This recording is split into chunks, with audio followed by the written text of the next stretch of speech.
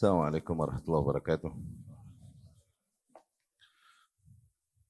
Bismillahirrahmanirrahim. Walhamdulillah.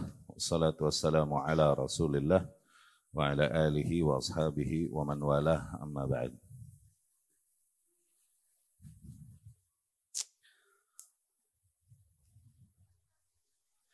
Melanjutkan pembahasan kita dari Syarhus Sunnah, mundur dikit. Kemarin Al-Imam rahimahullah menyampaikan setelah membahas tentang bagaimana salaf menyikapi perdebatan di dalam agama, ya. Al-Hasan Al-Basri rahimahullah berkata, Al-Hakim la yumari wa la yudari. Hikmatuhu yansyuruha in qubilat hamidallah wa in ruddat hamidallah. Seorang yang bijak, mereka tidaklah berdebat, tapi tidak juga mereka berbasa-basi. Basa-basi yang sifatnya culas ya, mudarah, basa-basi yang sifatnya basa-basi dari hak yang tidak seharusnya dibawa basa-basi. Ya. Hikmatuhu yansyuruha. Kebenarannya, hikmahnya, yakni hak yang ada padanya, mereka sampaikan. Ilmunya mereka sampaikan. Mereka tahu tugas mereka itu. Apabila ilmunya tersebut ternyata diterima oleh orang, hamidallah, dia berhamdalah, yakni mengucapkan alhamdulillah, memuji Allah karena tujuannya demikian memang, agar menyampaikan ilmunya kepada para manusia. Wa in ruddat, dan apabila hikmahnya tersebut atau ilmu hak yang disampaikannya tersebut ditolak, hamidallah, dia juga memuji Allah subhanahu wa ta'ala. Yani bersyukur tetap kepada Allah subhanahu wa ta'ala, dikarenakan dia telah menunaikan kewajibannya. Umumnya manusia takut untuk menyampaikan hak ketika hak tersebut tidak diterima oleh manusia. Nggak sesuai dengan selera manusia. Sedikit dari mereka yang tetap berani menyampaikan hak, kalaupun mereka tahu manusia akan menolaknya. Ya, demikian seorang yang bijak, kata Al-Hasan Al-Basri, seorang hakim. Hakim di sini maknanya faqih, orang yang memahami agama dengan baik, ya. Orang yang memahami agama dengan baik. Li'anna al-hikmah, hakikatnya hikmah adalah fiqh. Hikmah adalah hakikatnya pemahaman yang baik, pemahaman yang mendalam. Bukan hanya sembarang tahu. Nah, seorang yang hakim, yakni seorang yang membawa hikmah, hakikatnya orang yang memiliki pemahaman yang baik. Ya. Demikian maksud hakim tersebut. Dan ini juga menjadi hikmah bagi kita bahwa tugas kita sebagai ahlus sunnah, ahlu tauhid, ahlul haq, menyampaikan hikmah sebisa mungkin, menyampaikan ilmu sebisa mungkin. Apapun yang terjadi dari penerimaan atau penolakan makhluk, itu bukan tujuan kita. Tujuan kita adalah menunaikan tugas kita untuk menyampaikannya. Sisanya makhluk mau menerima atau menolak, itu hak prerogatif Allah subhanahu wa ta'ala. Mau arahkan hati hambanya untuk menerima hak yang disampaikan atau menolaknya, itu hak prerogatif Allah subhanahu wa ta'ala. Ya, jangan kita merusak keikhlasan kita demi penerimaan para makhluk. Ya, karena hakikatnya yang menyebabkan riya, yang menyebabkan rusaknya keikhlasan ini 3. Riya, hasad, sum'ah, dan lain-lain yang begitu-begitu tuh, yang menyebab rusaknya keikhlasan 3 hal. Awas. Dan ikhlas ini sesuatu yang sifatnya mendasar ya. Kita adalah orang-orang yang sangat fokus kepada nilai tauhid. Dan di antara penerapan nilai tauhid yang paling mendasar adalah mengikhlaskan seluruh agama bagi Allah subhanahu wa ta'ala. Ya, bukan demi ridho makhluk, bukan demi keuntungan dan lain-lain, tapi hanya demi wajah Allah subhanahu wa ta'ala. Yang merusak keikhlasan, ini 3 hal. Para salaf berkata. Yang merusak keikhlasan itu ada 3 hal. Yang pertama, hubbul ladzatil hamd. Ketika seseorang begitu mencintai lezatnya pujian dan sanjungan manusia. Sensasi yang dirasakan di hati seseorang ketika mendapatkan pujian dan sanjungan manusia. Nah, dia sangat mencintai sensasi itu. Akhirnya dia sampaikanlah yang tidak seharusnya disampaikan. Dia diam dari hak yang harus disampaikan. Dia diam dari kebatilan yang harus diingkari. Demi mengejar itu. Ya. Itu satu. Karena begitu seseorang mencintai pujian dan sanjungan. Yang kedua, yang merusak keikhlasan ini adalah kutub satunya dari yang nomor pertama. Kutub satunya adalah kutub yang berlawanannya. Yaitu apa? Al-firar minadzam. Begitu takut fobi dari celaan makhluk. Khawatir banget. Sehingga fokusnya dan keresahannya adalah apa yang dikatakan dan dikomentari oleh makhluk tentangnya. Akhirnya diam dia dari hak yang harusnya ditegaskan, disampaikan. Diam dia dari kebatilan yang harusnya diingkari. Lebih lanjut lagi mungkin dia ikut mengatakan yang batil. Ini udah level ngaco nambah lagi tuh. Bukan hanya diam dari kebatilan yang harus diingkari, malah ikut mengatakan dan menyerukan yang batil. Lebih jauh lagi malah mungkin ikut ofensif kepada yang mengatakan yang hak. Itu berangkat dari rusaknya keikhlasan. Ya, itu yang merusak keikhlasan. Kutub pertama apa? Begitu cinta pujian. Kutub kedua, begitu takut celaan. Dan dua-duanya ini lidah makhluk. Begitu meresahkan komentar para makhluk. Iya gak? Rusak moodnya seharian, kalau dia dapat di pagi hari, makhluk yang mengomentarinya dan mencela-celanya. Rusak tuh moodnya sehari. Moodnya bright seharian, kalau dia dapat di pagi-pagi para makhluk memuji-mujinya dan menyanjung-nyanjungnya.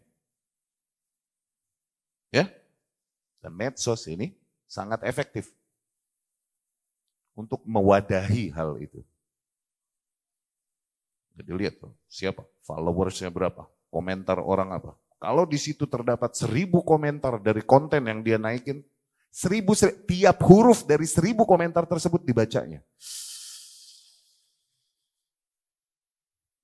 Karena keresahan intinya adalah bagaimana komentar para makhluk tentang apa yang dilakukannya, tentang apa yang diucapkannya. Itu yang menjadi keresahan intinya. Makin dia asah hal itu pada dirinya, makin dia pertajam dan dominankan hal itu pada dirinya dengan aktivitas medsosnya dan lain-lain. Oke? Hal yang ketiga yang merusak keikhlasan. At-tama' fima bi'aidin nas. Tamaknya seseorang pada kenikmatan-kenikmatan yang ada pada orang lain.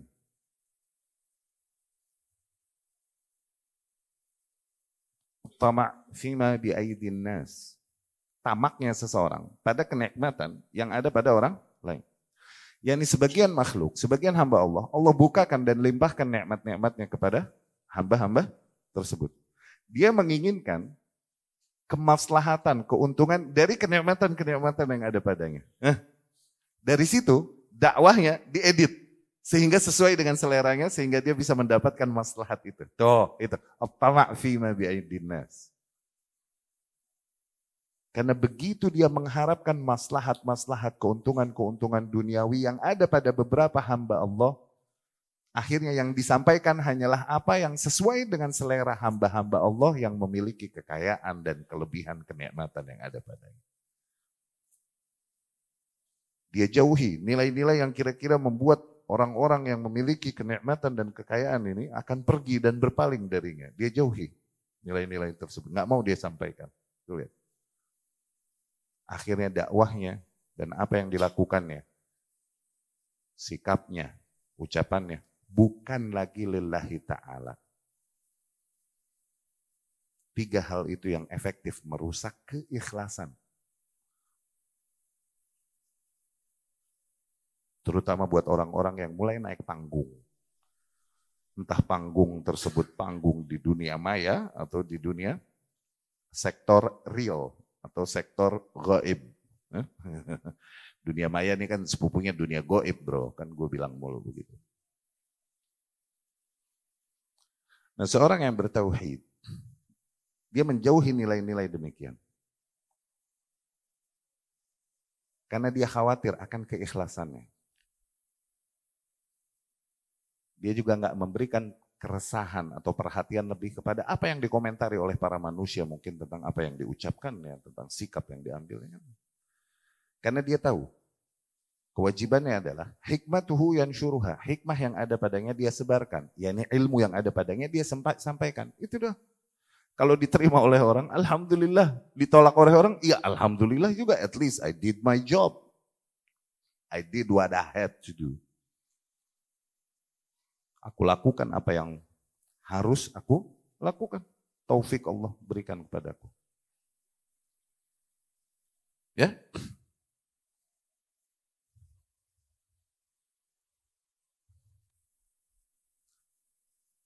وجاء رجل إلى الحسن فقال أنا أناظرك في الدين فقال الحسن أنا عرفت ديني فإن ضل دينك فاذهب فاطلبه. Seseorang datang kepada Al-Hasan Al-Basri. Biarkan aku berdiskusi denganmu dalam permasalahan agama. Kata Hasan, aku telah mengenal agamaku, yakni aku telah mengetahui dan meyakini nilai-nilai beragamaku. Apabila memang kau masih kehilangan agamamu, sono pergi cari agamamu. Kata Hasan, rahimahullah. Maknanya adalah apa?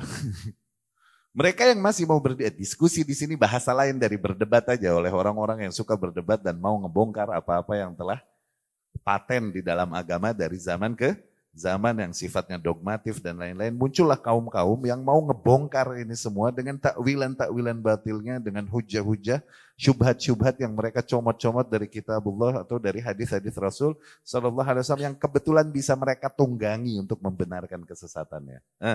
Ketika mau mengajak berdebat, mereka akan bilang berdiskusi, ngomongnya mah begitu. Berdiskusi di dalam agama bisa bagus, bisa bagus. Untuk sesuatu yang memang samar, yang belum clear. Oke? Sesuatu yang memang samar, belum clear, dan para ahli ilmu bahkan yang berada di atas jalan yang sama, yakni di jalan sunnah, pun terjadi perbedaan pendapat di situ boleh diskusi. Adapun pada perkara-perkara yang sudah dogmatif, apalagi perkara-perkara yang sifatnya usul, akidah, demikian, mau didiskusiin, itu sih bukan diskusi. Mau ngelempar syubhat itu sih. Ya? Dan hakikatnya orang yang masih suka berdebat-debat demikian, hakikatnya mereka adalah orang-orang yang belum yakin dengan agamanya. Orang yang telah yakin dengan agamanya, kalaupun menemukan orang yang lebih jago berdebat daripada dia tidak tinggalkan agama dan keyakinannya. Dan demikian ahlul haq, kita nggak pernah menempatkan perdebatan sebagai patokan kebenaran. Nggak pernah. Oh, kalau berani ketemu langsung debat sama dia coba. Enggak, ngapain debat? Mendingan masuk oktagon. Ngapain debat? Coba, Anda meyakini sesuatu. Anda ketemu orang yang lebih jago debat dari Anda, Anda tinggalkan keyakinan Anda, ikut dia. Berdua lah kita. Ketemu orang ketiga yang lebih jago debat dan mematahkan kita berdua. Kita tinggalin keyakinan kita, ikutlah sama dia ketiga. Kita bertiga jalan, ketemu orang yang lebih jago debat lagi, dan mematahkan kita bertiga. Kita tinggalkan akidah kita bertiga nih, dan kita ikut akidah yang keempat ini. Terus aja begitu. Begitu nggak akhirnya?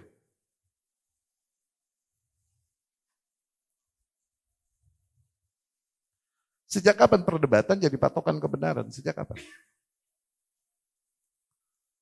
Ya? Aku telah meyakini agamaku. Nggak perlu aku perdebatkan lagi. Kau kalau memang masih belum yakin agamamu. Bantahan ya ada di dalam Islam. Bukan berbantah-bantahan. Awas. Bantahan di dalam Islam, iya ada. Membantah syubhat, membantah kebatilan, itu wajib. Itu masuk al-amr bil ma'ruf wa nahi anil munkar. Dan itu di antara usul besar ahlus sunnah. Mengingkari bid'ah serta para ahli bid'ah. Dan dalam bentuknya adalah membantah syubhat-syubhat mereka. Ya. Tapi bukan berbantah-bantahan. Awas. Sampaikan kebenaran yang seharusnya disampaikan, 1-2 kali, sisanya diemin. Udah mau was, diemin. Kita udah menyampaikan apa yang kita harus sampaikan. Sisanya serahkan pada Allah yang mengendalikan hati para manusia.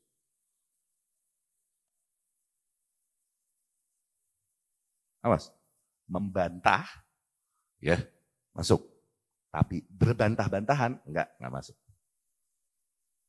Ya. Ana araftu dini, fa in dhalla dinuk fadhhab fadlubhu. Aku udah mengenal agamaku, yakni aku meyakininya. Apabila memang kau masih belum yakin dengan agamamu, cari sono. Kata Al-Hasan Al-Basri rahimahullah. Ya. Itu udah kita bahas. Dan kemudian perkataan Al-Imam, wa'lam anna din huwa taklid. Dan ketahuilah bahwasanya agama ini, porosnya itu ada pada taklid. Nah ini ntar kita jelaskan. Agama ini hakikatnya itu pada bertaklid. Wa taklid li ashabi Rasulullah sallallahu alaihi wasallam. Dan bertaklid itu tepatnya adalah kepada para sahabat Rasulullah sallallahu alaihi wasallam. Begini, ini diantara nilai-nilai yang sifatnya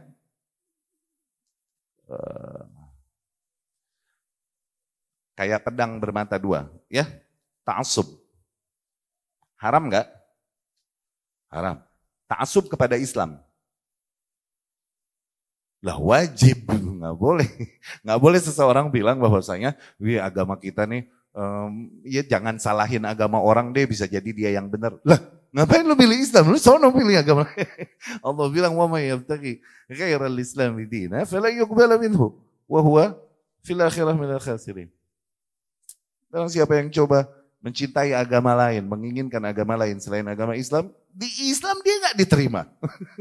Kapan Islam butuh quantity? Dan di akhirat dia termasuk orang yang merugi. Oke? Taklid haram nggak? Taklid buta, iya haram. Tapi taklid kepada yang punya ilmunya, nah kudu, misal medis, kita nggak punya ilmunya, taklid nggak sama yang belajar? Nah, taklid. Otomotif, kita nggak punya ilmunya, taklid nggak sama yang ahlinya? Nah, taklid, emang benar itu mah kudu. Jangan ngarang, jangan sok tahu. Handasah, ngebangun bangunan, apa? Kita taklid sama yang punya ilmunya karena kita nggak menguasai ilmunya. Jadi dia bisa bermata dua nih. Ini ungkapan-ungkapan istilah-istilah yang nggak selamanya negatif. Oke? Ada juga kadar yang tepat dan benar dari hal tersebut. Oke? Demikian bertaklid. Kalaupun mau bertaklid yang benar, ahlus sunnah, taklidnya adalah kepada para sahabat Rasulullah Sallallahu Alaihi Wasallam. Ya, ini para salafus saleh. Yakni mereka yang Allah dan Rasulnya sendiri Sallallahu Alaihi Wasallam telah rekomendasikan, telah tazkiyah di dalam kitabullah dan di dalam sunnah Rasul Sallallahu Alaihi Wasallam. Jelas itu mah. Allah Subhanahu wa taala dalam banyak ayat memuji para sahabat. As-sabiqunal awwaluna minal muhajirin wal ansar walladzina tabauhum bi ihsan radhiyallahu anhum wa radu. Para kaum muslimin terdahulu, baik dari golongan muhajirin ataupun ansar, sahabat, siapa lagi? Dan orang-orang yang mengikuti mereka, yakni mengikuti konsep, metode beragama para muhajirin dan ansar, yakni para sahabat Rasul sallallahu alaihi wasallam. Itulah orang-orang yang Allah ridhoi mereka. Berarti keridhaan Allah adalah pada orang-orang yang mengikuti para sahabat Rasul sallallahu alaihi wasallam. Itu taklid, benar. Dan diancam mereka yang berpaling dari jalannya para sahabat. Wa may yushaqiqir rasul min ba'di ma tabayyana lahul huda. Barang siapa yang menentang Rasul sallallahu alaihi wasallam setelah jelas datang baginya petunjuk. Kalau enggak tahu, uzur. Tapi setelah jelas datang disampaikan ini sunnah loh, yang itu enggak diajarin Rasul loh, gitu. Jelas datang ilmu padanya, jelas datang. Wa yattabi' ghaira sabilil mu'minin. Kemudian dia ikuti jalan lain selain jalannya orang-orang yang beriman. Siapa yang dimaksud? Ketika ayat itu turun, siapa yang beriman kepada Rasul? Enggak ada pilihan lain. yakni mengikuti jalan lain selain jalannya orang-orang yang beriman kepada Rasul, yakni jalan para sahabat radhiyallahu anhu. Ya? Maka Allah hukum, nuwallihi ma tawalla. Kami akan palingkan mereka ke arah mereka berpaling. Yakni kami istidraj dia di dalam kesesatannya. Kami hiasi baginya kesesatan. Nuzayyinu lahu dhalalatih, kata Ibnu Katsir. Kami hiasi baginya kesesatannya, sehingga dia semakin yakin di atas kesesatan itu. Tuh, lihat. Kami palingkan mereka ke arah mereka berpaling. Itu hukuman di dunia. Di akhirat, unuslihi jahannam. Dan kami lempar, kami panggang mereka di jahannam. Di neraka. Jadi kalau mau bertaklid, layaknya bertaklid kepada para salafus saleh, para sahabat Rasulullah Sallallahu Alaihi Wasallam. Dan ini konsep yang benar. Awas, pernah kita katakan. Taklid kepada satu individu baru salah, kecuali kepada Rasulullah Sallallahu Alaihi Wasallam. Diperintahkan kita taklid kepada para sahabat, yakni kepada satu generasi. Yakni kepada para generasi tersebut, generasi awal lah. Masuk di dalamnya tabi'in dan tabi'in. Sebagaimana Rasul sendiri tafsirkan. Khairun nas qarni thumal ladzina yalunahum thumal ladzina yalunahum. Sebaik-baiknya manusia adalah generasiku. Kemudian generasi yang datang setelahnya. Kemudian generasi yang datang setelahnya. Nah, bertaklid kepada generasi itu lebih baik daripada taklid kepada satu individu. Karena individu mah mesti ada hal yang dia tahu, mesti ada hal yang dia nggak tahu. Individu mah. Tapi kalau satu generasi, ini saling tambel satu sama lain. Tuh. Maka bertaklid kepada satu generasi akan lebih tepat. Ya? Jadi nggak disuruh taklid sama Abu Bakar, apa taklid sama Umar doang gitu, nggak boleh. Taklid kepada para sahabat seluruh. Karena Abu Bakar radhiyallahu anhu dengan seluruh kemuliaannya, bisa jadi dia nggak tahu beberapa hal yang diketahui yang lain. Yang nggak lebih mulia dari Abu Bakar. Demikian Umar radhiyallahu anhu dengan seluruh kemuliaannya bisa jadi dia nggak mengetahui, menangkap beberapa hal yang ditangkap yang lain. Bisa jadi nggak? Abu Bakar ada jaddah, ada nenek, minta jatah warisan ke Abu Bakar. Abu Bakar bilang nggak ada jatah waris nenek. Terus dibilangin nama yang lain ada, thumun, 1/8. Oh ada, ya, barulah dihukumkan oleh Abu Bakar.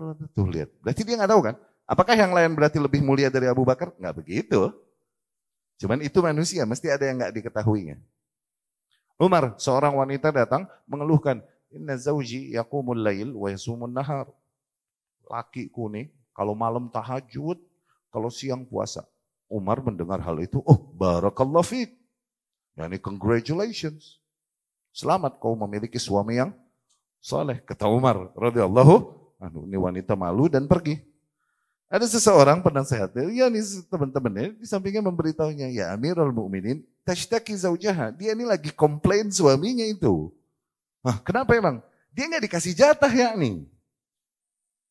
Kalau malam bangun, kalau siang puasa, gue dianggurin, artinya tuh itu ya Amirul Mukminin. Oh dia nggak dibagi, iya. Neng dipanggil lagi. Tuh. Apa nih orang lebih mulia dari Umar? Enggak, Umar tetap levelnya. Makanya nggak boleh taklid sama orang. Demikian para sahabat, bisa jadi satu tahu, yang lain nggak tahu. Atau sebaliknya. Abu Hurairah gedor, Assalamualaikum. Umar lagi di dalam sama para sahabatnya. Umar bilang, dimin. Hatta yukthir salam alaina. Sehingga dia memperbanyak salamnya atas kita. Salamnya ini doa keselamatan hakikatnya. Dimin, jangan disautin. Dimin dulu, kata Umar gitu. Assalamualaikum. Gak dijawab lagi. Assalamualaikum. 3 kali gak dijawab lagi. Akhirnya Abu Hurairah pergi. Pas pergi dikejar sama Umar. Ya Abu Hurairah. Kenapa pergi? Gitu. Kata Abu Hurairah, aku mendengar Rasul bilang, apabila kalian bersalam 3 kali gak ada yang nyautin, pergi. Tuh, Umar gak tahu, Abu Hurairah tahu radhiyallahu anhu, dan seluruh ceritanya yang pernah kita ceritakan hal ini. Ya, jadi bertaklid kepada satu generasi, ini akan lebih selamat. Demikian konsep salafi yang menjadi, ini yang dibilang aslul usul. Di dalam pemahaman salafiyah, salafisme. Oke? Memahami kitabullah dan sunnah Rasul sallallahu alaihi wasallam dengan pemahaman dan praktek para sahabat Rasul, para salafus salih radhiyallahu anhum. Ya. Jadi apabila dalam satu permasalahan cuman ada satu pendapat di antara salaf, maka ini artinya ijma. Nggak boleh kita bikin pendapat kedua. Apabila di dalam satu permasalahan ternyata di antara salaf ada 2 pendapat, pilih. Cari yang lebih kuat satu sama lain. Jangan bikin pendapat ketiga. Begitu. Apabila di antara salaf di dalam satu permasalahan, ada 3 pendapat, pilih. Tarjih. Yang paling kuat mana? Yang rojih. Jangan bikin pendapat ke-4. Dan seterusnya. Demikian seseorang yang berada di atas jalan salafus saleh. Agama ini udah tercukupi dan terpenuhi semuanya. Dengan mengikuti petunjuk yang datang dari Rasulullah SAW dan dibawakan oleh generasi terbaik itu radhiyallahu anhum. Ya. وسمع رسول الله صلى الله عليه وسلم قوما على باب حجرته يقول أحدهم ألم يقل الله كذا ويقول الآخر ألم يقل الله كذا فخرج مغضبا فقال أبهذا أمرتكم أم بهذا بعثت إليكم أن تضربوا كتاب الله بعضه ببعض فنهاهم عن الجدال. Suatu hari Rasul Shallallahu Alaihi Wasallam mendengar ada beberapa individu di depan pintu rumahnya, yakni di masjid. Debat, yang satu kan Allah bilang begini, yang satu bilang kan Allah bilang begini itu. Jadi berbenturan lah, berbeda, berselisih pendapat dan masing-masing mengambil dari kitabullah. Rasul pun keluar sambil dalam keadaan marah dan berkata, apakah untuk ini aku diutus kepada kalian? Marah, Rasul mengingkari hal tersebut. Rasul mengingkari mereka dari berdebat. Ya, ada beberapa nilai yang bisa diambil di sini. Yang pertama, demikian bermuamalah dengan kitabullah dan dengan hadis-hadis yang datang dari Rasulullah Sallallahu Alaihi Wasallam. Itu enggak semudah itu. Bahkan di antara para sahabat pun bisa jadi ada yang menempatkan, memahami, kitabullah belum pada tempat, maksudnya melewati proses untuk belajar baru tahu, begitu, ya. Sehingga dia memahami satu ayat dan dia menyimpulkan sesuatu, padahal kesimpulan ini salah, misal, bukan nggak tepat, bukan demikian yang Allah maksud. Di antara sahabat demikian, mereka adalah kaum yang mengalami proses belajar, berarti kan sama. Abu Bakar, Umar, ini orang-orang yang juga mengalami proses belajar. Ada masa-masa belum tahu dan belum menguasainya. Oke? Nggak semudah itu seseorang langsung masuk ke kitabullah atau ke hadis-hadis Rasul SAW. Untuk mencernanya itu nggak sederhana. Ya, betul patokan adalah pada kitabullah dan pada hadis-hadis Rasul SAW. Betul nggak? Betul. Tapi nggak semua orang bisa langsung bermuamalah dengan kitabullah dan hadis-hadis Rasul Sallallahu Alaihi Wasallam. Karena apa? Karena ada usul-usul ilmu dulu yang perlu dikuasai seseorang untuk langsung mengkonsumsi, untuk dia langsung bisa mengkonsumsi Al-Quran dan hadis. Karena kalau nggak ada tools itu, usul-usul ilmu ini merupakan tools, alat-alat. Oke? Yang dengannya dia bisa menempatkan ayat-ayat dan hadis-hadis pada tempatnya masing-masing dan tidak berbenturan, begitu. Kalau orang langsung masuk ke situ tanpa menguasai tools tadi, ilmu-ilmu yang sifatnya menjadi tools tadi, bisa-bisa dia menemukan ayat satu dengan ayat yang lain, kok ternyata kontradiksi. Nah, atau ayat dengan hadis kontradiksi. Sementara kontradiksi haram di dalam agama yang sempurna ini. Kontradiksi ada di dalam agama buatan manusia, wad'i. Ada di dalam agama selain agama Islam, adalah kontradiksi. Adapun di dalam Islam, kontradiksi nggak boleh, haram. Karena kontradiksi adalah ciri ketidaksempurnaan. Sementara agama kita adalah agama yang sangat datang dari yang maha nggak boleh ada kontradiksi. Maka bagi awam, ketika menemukan satu ayat kok berbenturan ya maknanya dengan ayat yang lain. Jangan dia mengambil kesimpulan, carilah dulu ahli ilmu yang menguasai tools itu tadi. Menguasai ilmu-ilmu alat tadi, sehingga dia bisa mengarahkan tiap ayat ke arahnya masing-masing dan tidak berbenturan. Iya gak? Toib. Bisa gak seseorang akhirnya, dia bilang misal, dari ayat Al-Quran yang dia konsumsi dan dia langsung baca terjemahannya misal. Riba gak haram, kenapa? Allah bilang, la ta'kulur riba ad'afa mudha'afah. Jangan kalian makan riba yang berkali-kali lipat. Oh berarti kalau nggak berkali-kali lipat? Bener gak ayatnya ada gak? Ada loh ayatnya itu. Yang satunya bilang, oh enggak haram. Allah berfirman, ya ayyuhalladzina amanu taqullaha wa dharu ma baqiya minar riba. Wahai orang-orang yang beriman, bertakwalah kalian kepada Allah dan tinggalkanlah riba sedikit apapun, sekecil apapun. Akhirnya berbenturan nggak nih zohirnya nih satu ayat dengan ayat yang lain? Hah? Si awam bisa nggak langsung memahami bahwasanya ayat yang ini turunnya zaman sekian, udah dihapus hukumnya oleh ayat yang datang berikutnya yang turun di zamannya sekian. Tuh, awam bisa nggak langsung ke situ? Jadi ke siapa nanyanya? Ahli? Ya betul. Ada metodologi untuk memahami hal demikian. Ada yang namanya nasikh mansuh. Tuh, ada ayat-ayat yang dihapus, hukumnya digantikan dengan hukum yang lebih baik. Ma nansakh min ayatin aw nunsiha na'ti bi khairin minha aw mislah. Allah sendiri yang berfirman. Ada kasus nasikh mansuh. Tuh. Nah, kalau orang belum bisa menguasai itu, belum menguasai usul ini, usul fikih tuh. Nasikh mansuh, mana mujmal, mana mubayyan, mana mutlak, mana muqayyad, mana umum, mana khusus, mana nasikh, mana mansuh. Hah?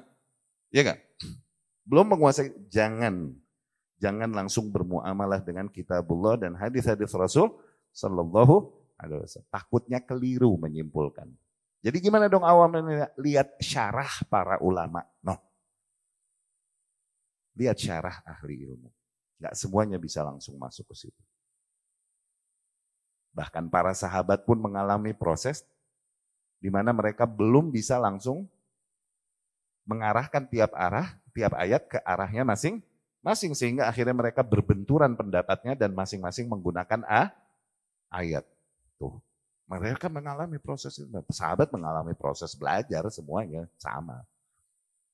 Kayak Hanzalah, ingat gak?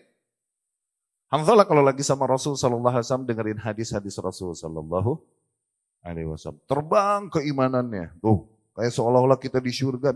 Buah-buah surga ini dalam jangkauan tangan kita. Begitu. Pas pulang ke rumah, berubahlah kondisi keimanannya. Ketemu bini-bininya, anak-anaknya gitu. Berubahlah kondisi keimanan. Berubah kondisi keimanan ini berarti munafik. Nuh. Dia keluar rumah sambil teriak. Nafaqoh Hanzalah, nafaqoh Hanzalah. Hanzalah udah jadi munafik, Hanzalah udah jadi munafik. Tuh lihat. Karena berubah kondisi keimanan, level keimanan berasa. Kita lagi duduk di kajian, terus nyampe rumah ketemu bini, beda. Sensasi yang dirasakan berbeda. Oke? Itu terjadi kan? Oh, perubahan keimanannya. Berubah keimanannya berarti munafik. Kata Hanzalah radhiyallahu. Ketemu Abu Bakar radhiyallahu anhu, dia cerita. Kita kalau lagi sama Rasul begini, nyampe rumah begini. Kata Abu Bakar, oh iya aneh juga begitu ya. Tuh, level Abu Bakar radhiyallahu anhu. Hal yang mungkin para penuntut ilmu sekarang udah tahu jawabannya. Itu bukan munafik, itu hal yang sifatnya wajar dan manusiawi pada manusia itu. Para penuntut ilmu sekarang tahu mungkin. Mereka mengalami proses masa, bahkan hal demikian belum tahu, belum paham. Baru mereka mendatangi Rasul Sallallahu Alaihi Wasallam dan Rasul menjelaskan bagaimana memahami dan memaknainya. Ya, apabila setiap saat dimanapun kalian berada, kondisi keimanan kalian sebagaimana kalian seperti ketika denganku, dimanapun kapanpun kalian berada, lasafahat kal malaikatu fi turuqikum wa ala furushikum, niscaya para malaikat akan salut padamu di jalan-jalan kalian dan di tempat tidur. Malaikat kalah kalau gitu. Malaikat imannya selalu tinggi, iya nggak dikasih hawa nafsu. Kita dihiasi pada kita hawa nafsu. Tapi iman kita selalu tinggi. Kayak begitu, dimanapun kapanpun. Seperti ketika kita lagi sama Rasul. Malaikat kalah sama kita. Kalau malaikat salut sama lontar. Gitu. Walakin sa'ah. Tapi satu waktu untuk Tuhanmu ya.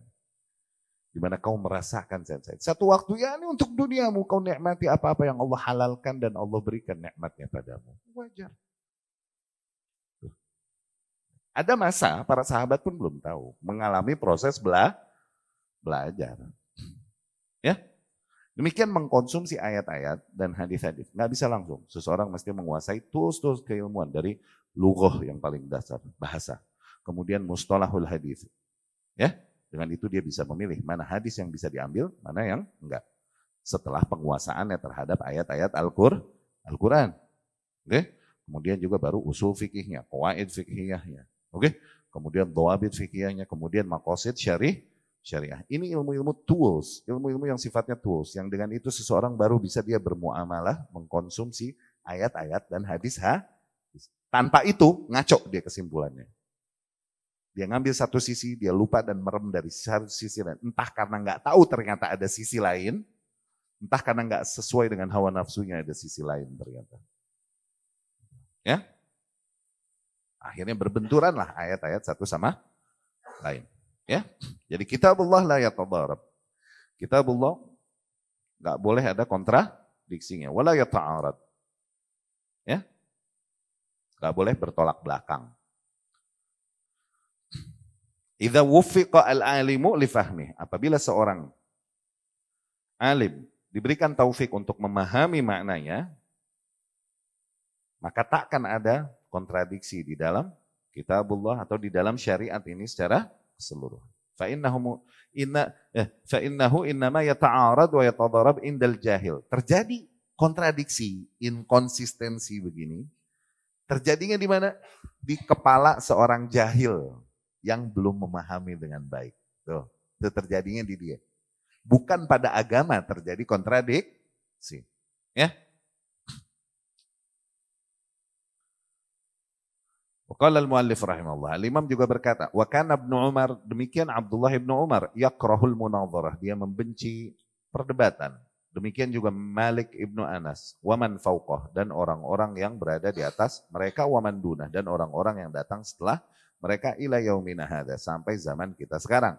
Wa qaulullahi azza wa jalla akbaru min qaulil khalq, dan bagaimanapun firman Allah jauh lebih agung daripada ucapan para makhluk. Qala Allah tabaraka wa ta'ala, Allah subhanahu wa ta'ala berfirman, ma yujadilu fi ayatillahi illa alladhina kafaru. Tidaklah memperdebatkan lagi ayat-ayat Allah kecuali orang-orang yang kafir, yakni orang-orang yang membawa kadar kekafiran di dalam hatinya. Wa sa'ala rajulun Umar bin Al-Khattab radhiyallahu anhu. Seseorang bertanya suatu hari kepada Umar bin Al-Khattab radhiyallahu anhu. Wa ma nasyitati nashta? Apa maksudnya dari nasyitati nashta? Ini dari surat An-Nazi'at. Ya. Qal law kunta mahluqan la darabtu unuqak. Andai saja aku lihat kau botak, aku penggal lehermu, kata Umar radhiyallahu anhu. Nabi SAW berkata, al-mu'min la yumari. Seorang yang memang beriman, yakni seseorang yang memiliki kadar keimanan dengan baik. Mereka tak mau berdebat. Nggak mau, mereka menghindari perdebatan. Wala ashfa' lil mumari yaumal qiyamah, dan sungguh aku tak akan memberikan syafaatku kepada para debator di hari kiamat. Ya, aku tak memberikan syafaatku kepada orang-orang yang suka berdebat di hari kiamat. Allah. Tarhib gak tuh? Hah? Ancaman gak tuh? Wa'id gak tuh? Serem gak? Hah? Jadi di antara kerugian perdebatan adalah di mana seseorang tidak mendapatkan syafaat Rasulullah sallallahu alaihi wasallam di hari kiamat. Fada'u al-mira' liqillati khairi. Maka tinggalkanlah perdebatan karena sedikitnya kebaikan yang terdapat di dalam perdebatan. Ya. Kalaupun terjadi di riwayat sirah para ulama perdebatan dan lain-lain ini dalam kondisi-kondisi tertentu ya. Kondisi-kondisi tertentu yang memang sudah terdesak, emang mesti mengambil hal tersebut, akhirnya terjadilah jidal tapi dengan dhawabitnya. Ini yang maksud dari firman Allah, wajadilhum billati hiya ahsan. Nah itu. Ya. Dan jidalilah mereka dengan cara yang lebih baik. Ini ada terjadi memang tapi dengan dhawabitnya, dengan dhawabitnya ya. Dan biasanya waktu itu juga diadakannya oleh negara. Demikian Syekhul Islam Ibnu Taimiyah rahimahullah menghadapi para orang-orang yang menyimpang, diadakannya memang oleh negara waktu itu. Bukan organisasi sama organisasi ketemuan yuk debat gitu, itu konyol. Ya. Enggak demikian. Sampaikan aja. Hak yang harus kita sampaikan melalui wasilah-wasilahnya, tulisankah, audiokah, video, sampaikan hak dengan bukti-bukti hak, dengan dalil-dalil hak. Cukup. Sisanya orang mau bantah-bantahan dan lain-lain, orang akan mencari, yang memang mencari kebenaran, akan melihat dalilnya dan bukti-buktinya. Mana yang lebih dekat kepada kebenaran. Ya. Umar bin Al-Khattab pada saat itu melihat bertemu dengan, ya ini kasusnya Sabigh ibnu Asil, kemarin kita ceritakan ya. yang suka ngorek-ngorek ayat-ayat Allah, mempertanyakan hal-hal yang udah clear padahal maknanya. Nasyitati nashta, ini para malaikat yang mencabut nyawa manusia. Ini telah kita jelaskan kemarin ya. Hal demikian maknanya adalah hal yang dengan mudah dapat difahami, bukan hal yang perlu dipertanyakan lagi. Ini orang nanya-nanyain beginian emang ketahuan isengnya nih, emang ketahuan bahasa kita sekarang emang ngocol nih orang nih, begitu. Oke? Kebayang nggak? Wanasyitati nashta aja udah langsung dicambukin sama Umar nih orang. Kebayang nggak kalau di zaman Umar, kalau dia bertanya, mungkin pertanyaan ngaco-ngaco yang terjadi di zaman-zaman sebelahnya. Seperti orang, gimana istiwanya Allah? Coba nanyanya sama Umar. Karena ini muncul penyimpangan itu baru mulai di zaman tabi'in ujung kan. Coba di zaman mana? Nanya wanasyitati nashta aja terjadi apa sama Sabir bin Nasil? Jadi dia di Basrah nih, suka ngedebat orang begini nih, tuh dipanggil sama Umar, suruh ke sini deh, gitu. Abu Musa al-Asy'ari di sono ini ya, kodinya. Suruh ke sini, suruh ke Madinah. Siapa namamu? Kata Umar. Sampai nih orang di Madinah. Siapa namamu? Ana Abdullah Sabir, aku hamba Allah Sabir. Lihat jawabannya, mau mencoba ngambil hati Umar. However, aku hamba Allah Sabir. Begitu. Kata Umar, Ana Abdullah Umar, aku hamba Allah Umar. Digebukin, nggak pakai ditanya apa-apa. Langsung tahu-tahu disabetin, dicambukin. Dia mempersiapkan arajin min nakhl. Dia minta jadi dari kulit-kulit pelepah kurma dianyam jadi cambuk-cambuk, disabetin sama Umar sampai berdarah-darah kepalanya. Dia berkata, hasbuk ya Amirul Mukminin. Cukup wahai Amirul Mukminin. Wa in aradta, apabila kau memang hendak antaktulani untuk membunuhku, faqtulni qatlan jamila, maka bunuh aku dengan cara yang baik. Faqad dhahabat wallahi alladhi ajiduhu fi ra'si. Demi Allah syubhat yang ada di kepalaku udah hilang, udah nggak balik. Setan disabetin sama Umar kabur. Ketemu Umar kabur setan. Apalagi disabetin. Iya kan syubhatnya dibawa siapa? Syekh? Iya kan? Di sana lain malah Umar bilang obatin dia. Diobatin, udah kering, udah bekher belum? Udah bawa sini lagi. Disabetin lagi sama Umar. Sampai berdarah-darah muka dan kepalanya, obatin dia. Obatin berapa hari udah kering belum? Udah bekher belum? Udah bawa lagi sini. Disabetin lagi sama Umar, sampai begitu. Cuman nanya nasyitati nashta. Belum nanya tangan Allah kayak gimana. Belum masuk ke sana, belum nanya istiwa. Kebayang nggak kalau nanyanya itu sama Umar? Aduh. Kata Umar, andai saja kau botak, potong lehermu. Maksudnya Khawarij. Oke? Khawarij ini kaum yang menyimpang. Kaum yang menyimpang. Dan di antara ciri mereka adalah mereka haliqur ra's. Kepalanya pada botak. Mereka membotakkan kepala. Botak habis kepalanya. Oke? Nanti jadi pembahasan para ulama. Apakah botak artinya Khawarij? Tar dulu. Yang menjadi patokan seseorang Khawarij dan bukan, itu pada pemikirannya, bukan pada kepalanya. Kalau dia membawa pemikiran demikian, kemudian kebenaran kepalanya botak, nah masuk. Tapi apakah maknanya orang bawa pemikiran Khawarij, tapi kepalanya nggak botak, kita nggak hukumi Khawarij? Enggak, Khawarij tetap dia, awas, patokannya bukan di botak. Karena Khulafaur Rasyidin, empat-empatnya botak. Khulafaur Rasyidin itu asla, botak-botak rontok. Semuanya, empat-empatnya. Asla itu, ya ini seiring dengan umur rontok kepala botak. Ya, patokannya di pemikirannya gitu. Dia memiliki pemikiran itu kemudian diiringi kebenaran botak, aku penggal lehermu, kata Umar gitu, karena perintah Rasul sallallahu alaihi wasallam, ya kan? Aina ma wajadtumuhum faqtulhum. Dimanapun kalian temui mereka, bunuhlah mereka. Kata Rasulullah SAW. Wa in laqitumu, aku sendiri kalau menemui mereka, la aqtulannahum qatla 'ad. Aku akan perangi mereka dengan perangnya kaum 'Ad. Kata Rasulullah SAW sendiri mengancamkan demikian kepada mereka. Dan ini tentunya perintah kepada yang berhak loh, kepada penguasa. Bukan perintah kepada tiap individu muslim yang akhirnya dia bawa pisau terus dia bunuh siapapun yang dia lihat memiliki pemikiran Khawarij tidaklah menyimpulkan demikian tentunya kecuali orang-orang yang nggak bijak di dalam membaca ayat-ayat dan hadis dan ungkapan-ungkapan para ahli ilmu. Ya.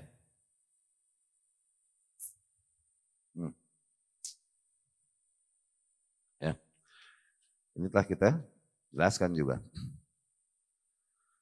Dan sebagaimana diancamkan bagi mereka yang berdebat di dalam agama ini tidak mendapat syafaat Rasulullah Sallallahu Alaihi Wasallam di hari kiamat, diberikan juga berita gembira bagi mereka yang meninggalkan perdebatan dari Rasulullah. Ana za'imun bi baitin fil jannah liman tarakal mira' walau kan muhiqqan. Aku menjaminkan istana di surga bagi mereka yang meninggalkan perdebatan. Kalaupun mereka benar, tuh mereka di atas kebenaran, cuman nggak mau ngelayanin perdebatan. Dia tuh nih orang bukan cari kebenaran nih, emang pengen debat aja nih, udah dia tinggalin. Gitu. Ya. Orang demikian aku jaminkan baginya rumah di surga. Ya. Bab selanjutnya, la yahillu lirajulin muslim ayyakul fulan sahibus sunnah. Tidak halal bagi seorang muslim untuk mengatakan dia adalah seorang ahlus sunnah. Tuh, awas.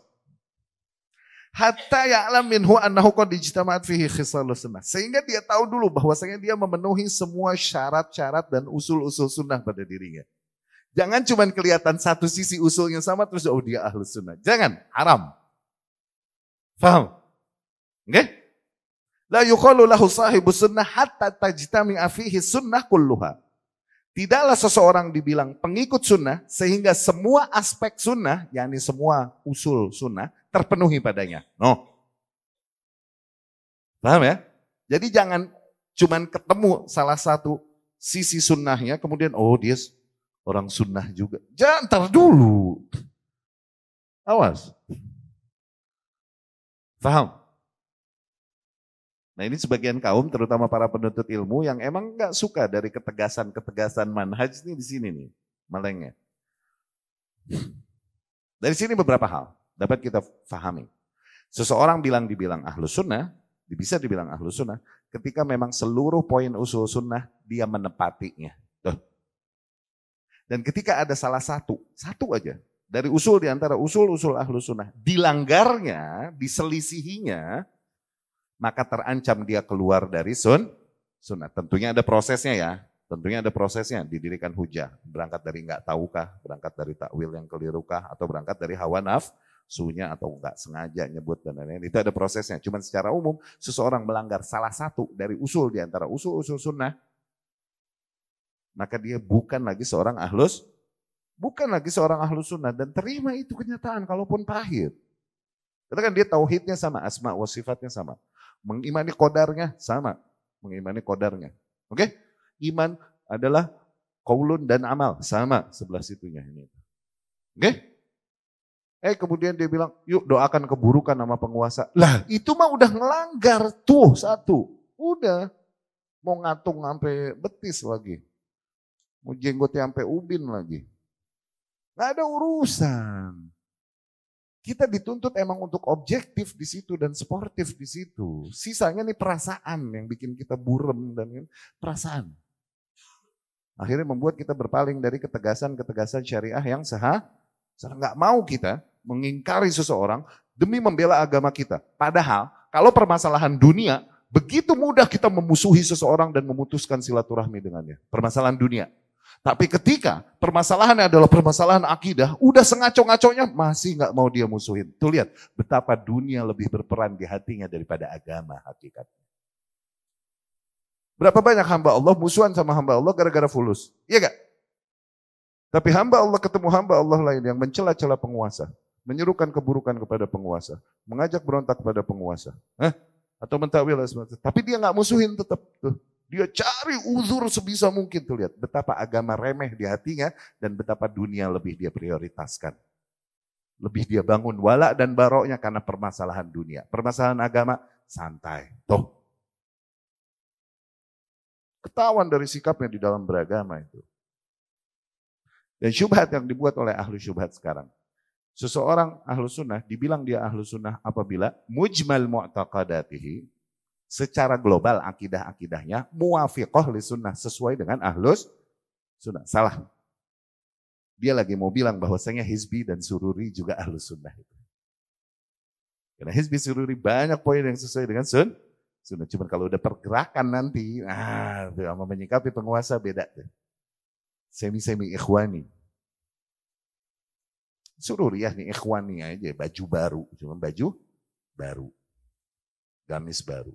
Ya, itu insya Allah yang kita akan bahas di pertemuan yang akan datang. Aku qouli hadza wa astaghfirullah li wa lakum.